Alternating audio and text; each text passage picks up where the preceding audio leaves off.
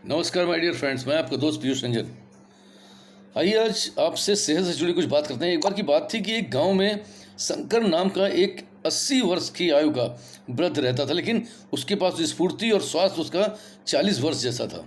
और उसको देख के सभी गाँव वाले हैरत रहते थे और धीरे धीरे उसकी चर्चा बनती रही और लोग पूछते थे कि शंकर भाई आप इतने स्वस्थ कैसे रहते हैं, लेकिन वो हमेशा चुप रहता था। ये बात धीरे धीरे से राजा के पास पहुंची। राजा ने शंकर के ऊपर अपनी गुप्तचर लगा दी है कि जाओ पता लगाओ कि इसकी सेहत का आखिर राज क्या है। गुप्तचरों ने भेस बदल के शंकर का पीछा करना शुरू किया तो देखा कि भोर में सुबह सुबह प्रातःकालीन शंकर जो है तेज गति से कहीं चला जा रहा है। गुप्तचरों के पीछे लग गए, देखा पास भी एक पहाड़ी थी। शंकर उस पहाड़ी में चला गया और पहाड़ी में चढ़ने के बाद वो गायब हो गया। गुप्तचरों को जब वो नहीं दिखा तो गुप्तचर वहीं बैठकर शंकर का इंतजार करने लगे। शंकर थोड़ी देर बाद वापस आया, लेकिन उसके हाथ में कुछ फल थे, जो खाता वो चला आ रहा था। ये बात गुप्तचरों ने राजा को बताई कि इस पहाड़ी में से कुछ फल वो लेकर आता है, वो खाता है, जिसके कारण उसकी सेहत बेहतर है। तो राजा शंकर को अपने दरबार में बुलाते हैं और कहते हैं, शंकर मुझे ये बताओ कि तुम्हारी सेहत का आखिर राज क्या है। शंकर कहता है, श्रीमान जी, मेरी सेहत का राज, मैं एक पहाड़ी पर जाता हूँ, वहाँ पे कुछ फल हैं, मैं वो फल खाता हूँ, मेरी वही सेहत का राज है।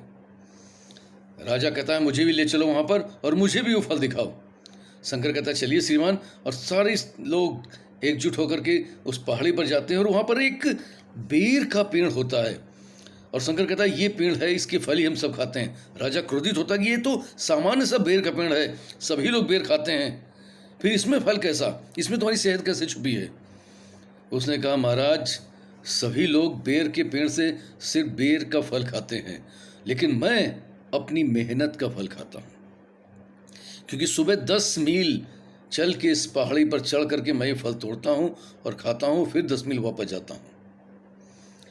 संदेश साफ था कि अगर प्रातःकालीन सूर्योदय के पूर्व यदि आप श्रम करते हैं, वॉक करते हैं, वर्जिश करते हैं, वर्कआउट करते हैं, तो आप स्वस्थ रहते हैं। क्योंकि आज के इस दौर में, इस आपाधापी की ज़िंदगी में आपके पास वर्कआउट करने का समय ही नहीं है।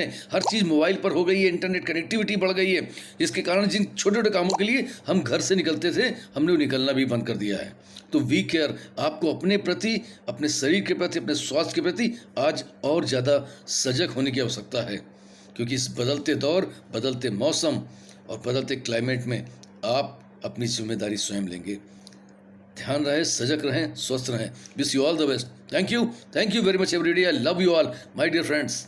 मैं आपका दोस्त पीयूष रंजन।